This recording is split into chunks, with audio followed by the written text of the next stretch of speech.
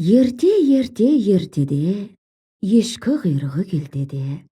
Қаратаудың ойында, қарасудың бойында, Қазанғап деген бір кедей болыпты. Қазанғап құс атып күн көреді екен. Әйелі ау тоқып, жамау жамайды екен. Осылай өз күндерін өздері көріп жүре беріпті.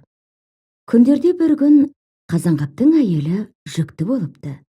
Ай күні жақындап, күн өткен сайын әйелдің аяғы ауырлай беріпті.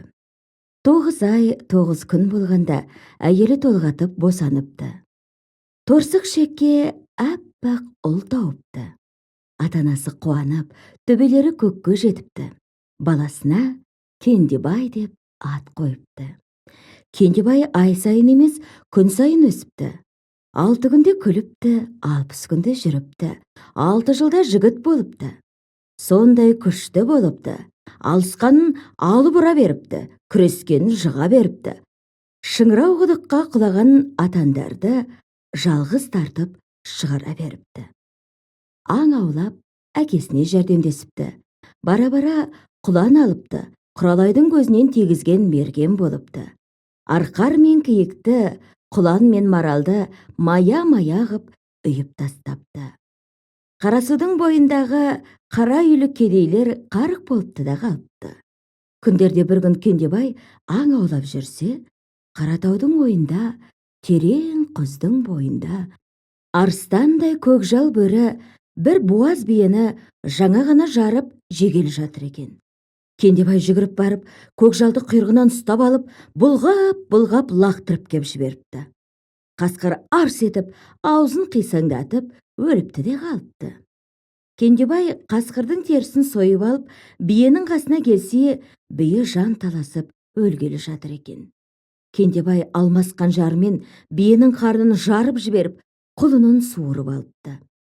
Арыстай еркек құлын екен. Кендебай құлынды үйіне алып қайтыпты. Оны құланның сүтімен асырапты. Құлын сағат сайын емес, минут сайын өсіпті. 6 айдың ішінде 6 кез ат болып шығыпты. Аттың түсі керғыла болыпты.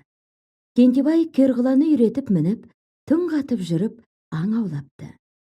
Керғыла қуса жетіп, қашса құтылатын, аузымен құс түстеген ерен жүйрік болыпты. Кендебай керғыланы құстай ұшырып, Алтықырдың ар жағынан қаша жөнелген құланды көзді ашып жұмғанша қуып жетіп, құйрығынан ұстайтын болыпты. Кендебай осылай аң аулап, ел аралап жүре беріпті. Ол мейлінше қайырымды болыпты. Жылағанды жұбатыпты, жатсынуды сүймепті. Табысына бүкіл ел ортақ болыпты. Керғылатты Кендебай батыр атанып, әлемге аян болыпты. Күндерде бір күн Кендебай аң аулап, алысқа ұзап кетіпті. Кетіп бара жатып, қозысын бағып жүрген бір балаға кездеседі. Бала еңіреп жылап жүр екен. Кендебай жетіп келіп, көзің жасты, көкірегің қайғылы, неткен жансың деп сұрапты. Баланың басы тас, киімі өрім-өрім екен. Ардақтаған анаңды алса, төгілмей ме ырысың, асқар таудай әкеңді алса, көрген күнің құрысын деп қоя беріпті бала. Не болды? Жөндеп айтшы деп сұрапты Кендебай. Бала көзінің жасын көл қылып, ауыр бір күрсініп алып, былай деп жауап беріпті. Мен Мергенбай деген батырдың жалғыз баласы едім. Қазір 6-ға шықтым. Биыл 4-ші жыл. Елімізге жау тиіп, жылқы біткеннен түгерге тұяқ қалдырмай айдап кетті. Әкем алып ұйқылы батыр еді. Ұзақ жортолдан келгенде 6 күн қатарынан ұйықтайтын. Осы ұйқыда жатқанда әкемді жау әскері байлап әкетті. Әкемді арашаламақшы болып жетіп барған шешемді қайырымсыз жау алдына өңгеріп жөнеп берді. Мен жетім қалдым. Шерге асым, киерге киімім болмаған соң, амалсыздан Тасқарабайдың қозысын бағып жүрмін. Арыдым, тоздым. Ернім жалақ, басым таз болды. Содан бері көзімде жас, көңілімде қайғы. Мен әке шешеме жылайым, бай жылқысына жылайды. Одай болса жылама. Мен әке шешеңді іздеп тауып берейін деді Кендебай. Бала қуанып кетеді. Аға, Онда біздің қойшылардың қасына 2-3 күн жатып тынығыңыз, содан кейін жүрерсіз деп өтінеді.